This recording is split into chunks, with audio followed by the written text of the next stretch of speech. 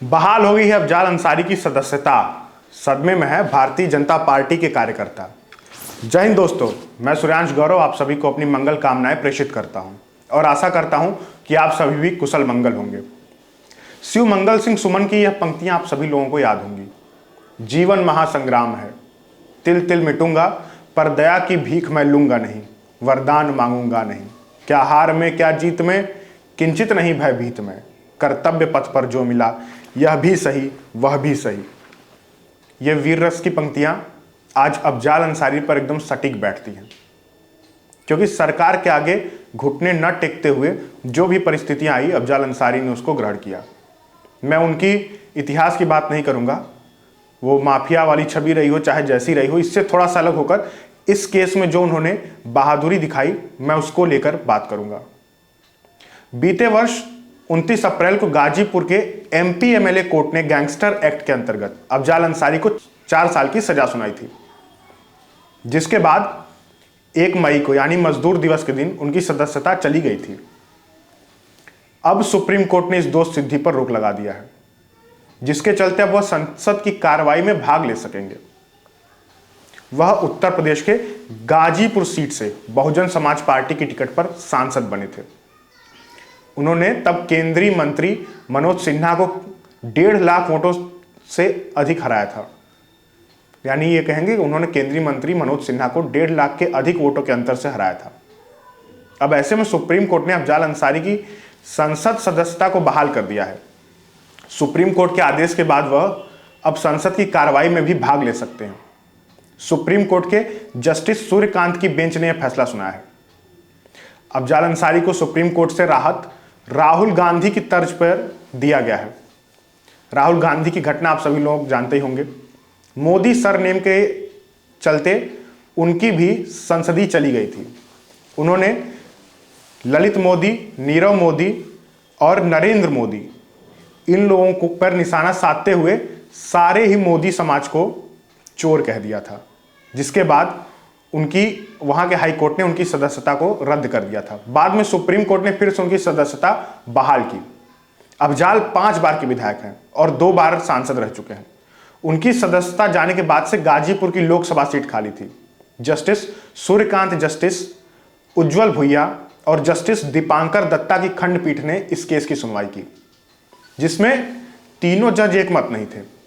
यानी जस्टिस दीपांकर दत्ता ने जो फैसला दिया वह दोष सिद्धि बरकरार रखना चाहते थे। वह चाहते थे कि अफजाल अंसारी की जो सदस्यता गई है वह उस फैसले को कायम किया जाए, लेकिन जस्टिस सूर्यकांत और जस्टिस उज्जवल भुइया ने उनको दोष सिद्धि से मुक्त कर दिया, जिसके बाद 2-1 के बहुमत के चलते इनकी सदस्यता बहाल हो गई है।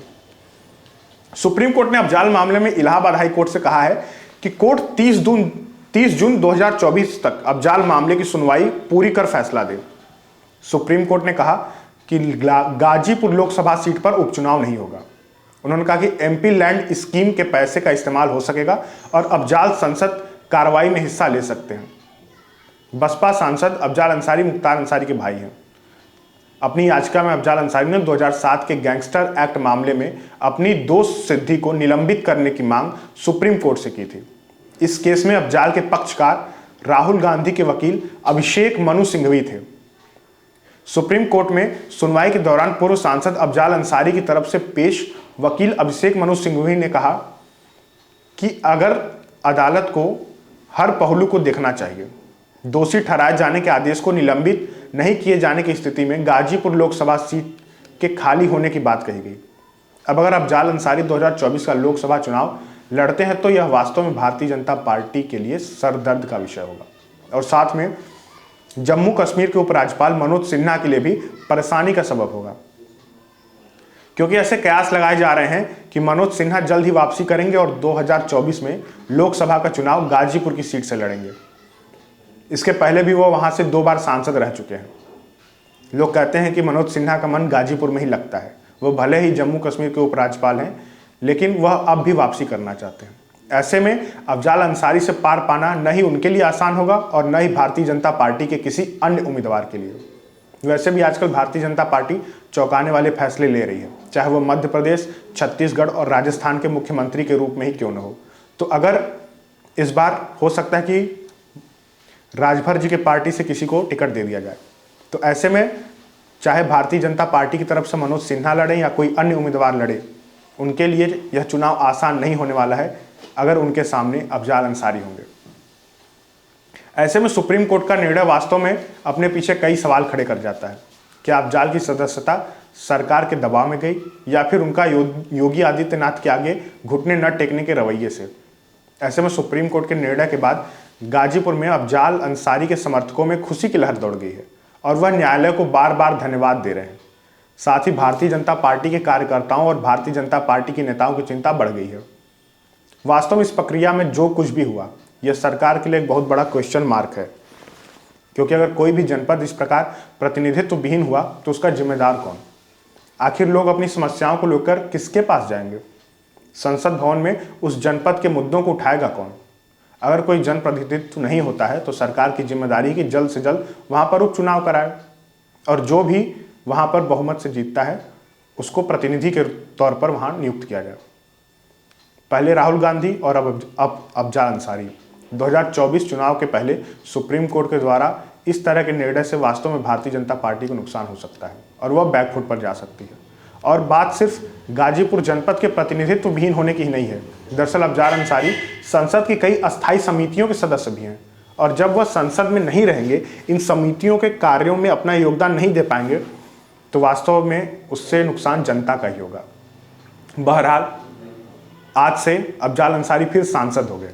हो सकता है वह कुछ ही दिनों में संसद में दहाड़ते भी नजर आए और 2024 के लोकसभा चुनाव में भारतीय जनता पार्टी के खिलाफ फिर से कैंडिडेट के तौर पर खड़े हो जाएं।